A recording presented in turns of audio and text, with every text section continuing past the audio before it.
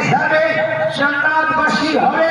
মহান রব্বুল আলামিন আমার বিল্লালের চেহারাটা এত উজ্জ্বল করবে, এত সৌন্দর্য করবে যে আমার বিল্লাল তোমার মতন হুরের দিকে নজর করতেও পারে, নাও করতে পারে। তাহলে হিসাব করুন, তিনি কারামুল আরব কাক হতে পারে, কিন্তু এই মহান আল্লাহ তাবারক তাআলা শহীদ হযরতে বিল্লালকে এত চেহারা দেবে, এত সৌন্দর্য করবে যে বিল্লাল ওরকম হুরের দিকে নজরই করবে না। সেই হযরতে বিল্লালের ঘটনা আপনাদের ইমাম সাহেব বলছিলেন, তো অবশ্যই হযরতে বিল্লাল তারা যে কালেমাটা পড়িয়েছেন আর আমরা যে কালেমাটা পড়ি এটা আকাশ পাতাল বাটা বুঝে। কারণ তারা যখনই কালেমা পড়িয়েছে তারা বলতেন ওয়াহিদ কালেমা লা ইলাহা ইল্লাল্লাহ মুহাম্মাদুর রাসূলুল্লাহ সাল্লাল্লাহু আলাইহি ওয়াসাল্লাম।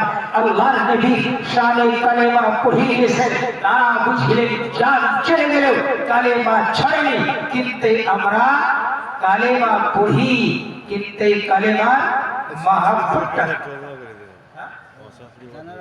জানার ভাই কিন্তু ভাই স্ত্রী মেজে জামাই কিন্তু ভাই মেজে জামাই শাশুড়ির নাম ধরে দিও শাশুড়ির নাম জানেন তো জানেন যাও 1000 টাকা দান করেছে জানেরার জামাই, তার জন্য আল্লাহ তার দানকে তিনি কবুল মঞ্জুর করুন, সকলে বলেন আমিন। যাই হোক, আমি আদায় করতে জানি না, আদায় করি না, আমার গলা বুঝলেন সুরের না, এমনি কেটে কেটে কটা কথা বলি তাই, তাছাড়া বুঝলেন সুরের গলা নাই।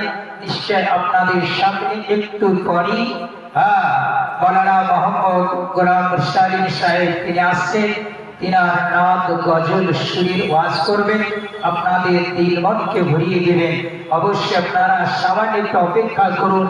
আর যারা এদিক ওদিক বাইরে আছে তিনারা অবশ্যই দেরি না করে প্যান্ডেলের ভিতরে উপস্থিত হয়ে যান, যেহেতু অবশ্যই একটা জলসা শুরু করেছেন। আজকে এই জলসাটায় যতগুলো মানুষ আসবে তারা নেকি পার্জন করবে এবং পিতা মাতার জন্য, আমাদের আত্মীয় স্বজনের জন্য দোয়া করা হবে। যেমন এই জায়গায় নিকটে আমার আব্বা এবং মা দুইজনই আছেন, তাকে দফন করা হয়ে গেছে। তাহলে আমরা কি করি, বাবা মার দিকে খেয়াল করতে হয়, কিন্তু এই খেয়ালটা আমাদের কম হয়, কিন্তু এই খেয়ালটা করাটা স্মরণটা করা একান্তই প্রতি মানুষের দরকার। মানুষ না হলে সপ্তাহের দিন জুম্মার দিন পিতা মাতার কবরকে জিয়ারত করা উচিত। প্রতিদিন যদি পারা যায় সব থেকে ভালো, কিন্তু না হলে সপ্তাহে একদিনও বাবা মার কবরটা জিয়ারত করা দরকার। কিন্তু আমরা করি কি করি না। কিন্তু আমার হাজিগঞ্জে প্রতিদিন কন্টিনিউ ফজরের নামাজটা পড়ার পর যতটাই মুসল্লি থাকে আমরা সকলেই কবরটা জিয়ারত করি।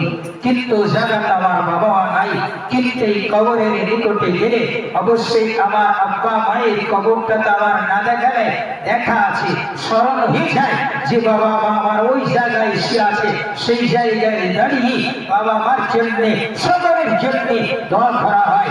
কবর জিয়ারত এমন একটা জিনিস, অনেকে বলেন কবর জিয়ারত কোথায় আছে? আরে কবর জিয়ারত আল্লাহর নবী নিজে করেছে, আল্লাহর নবী নিজে করেছে। আল্লাহর নবী আব্বা এবং মাকে আবু আবার ময়দানে দফন করা আছে, সেই জায়গায় আছে আল্লাহর নবী। নিশিরাত্রি বেলায় তিনি বিছানা থেকে উঠে পড়লেন, অপরাধ পর বুঝে তিনার আব্বা মায়ের মাজারের দিকে আসছে নাকি। আচ্ছা, মৌলানা মোহাম্মদ মুশতারিক সাহেব এসেছে, আপনারা একটু নারা দেবেন, নারায়ে তাকবীর, নারায়ে তাকবীর, নারায়ে রিসালাত, নারায়ে রিসালাত। মৌলানা মোহাম্মদ গোলাম মুরসালিন সাহেব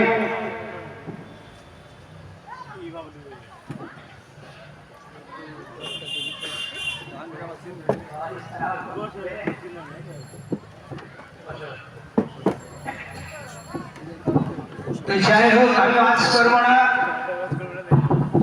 আপনারা